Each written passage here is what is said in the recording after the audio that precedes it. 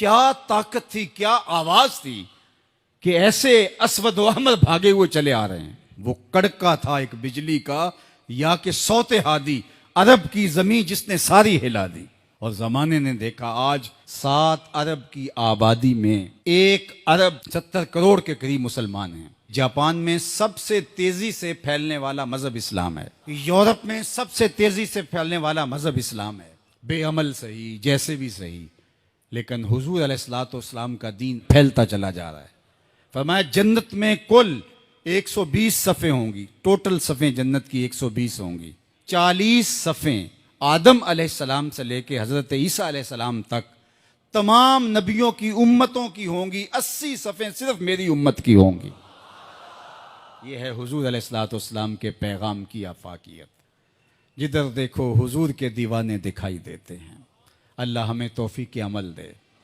अगर हम सच्चे खरे सीधे दो टोक मुसलमान बन जाएं तो पूरी कायनात हमारे कदमों तले है, इसलिए कि हम मोहम्मद अरबी के गुलाम हैं। हुजूर की वजह से कुफर मिटा और हुजूर की जिम्मेदारियों में शामिल इस्लाम का गलबा करना। हुवल्लज़ी अरसला रसूलहु बिल हुदा व दीनिल हक लियुज़हिरहु अलद्दीन कुल्लिह। हुजूर अलैहिस्सलाम के दीन को तमाम अदियान पर गालिब करना हुजूर अलैहिस्सलाम का दिया हुआ दीन और पैगाम है। और कुर्बे क़यामत में उतनी देर तक क़यामत नहीं आएगी जब तक पूरी दुनिया पर इस्लाम नहीं फैल जाएगा।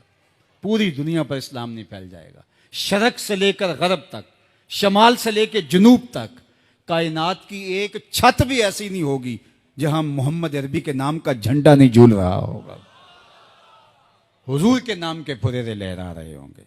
ये अल्लाह के महबूब की अजमत है। कुफर मिट जाएगा और हर तरफ इस्लाम का बोलबाला होगा। खलीफतुल मुस्लिमीन हज़रत इमाम महदी की खिलाफत अला मिनहाजुन नबुवा कायम होगी, उसी तरीके पे कायम होगी।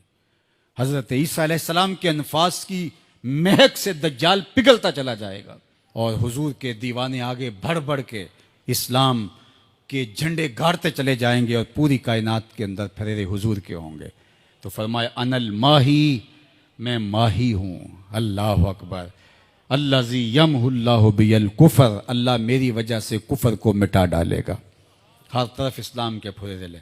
व अनल हाशिरुल्लज़ी युहशरुन्नासु अला कदमैया, और मैं हाशिर हूँ और क़यामत के दिन जो है वो लोग मेरे पीछे पीछे आएंगे और मेरे कदमों पे आएंगे। फरमाया सबसे पहले मेरी कब्र कुशादा होगी और फिर अबू बकर की कब्र, फिर हज़रत उमर की कब्र। दाएं हाथ में अबू बकर का हाथ होगा, बाएं हाथ में उमर का हाथ होगा। हा काजा नुबास यौमल क़यामा, फरमाया क़यामत के दिन हम कब्रों से ऐसे ही उठेंगे।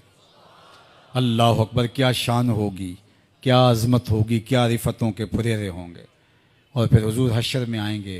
अल्लाह अकबर। फिर हशर में हुजूर का आना और फिर लोगों की पनाह बनना, लोगों के लिए अमान बनना।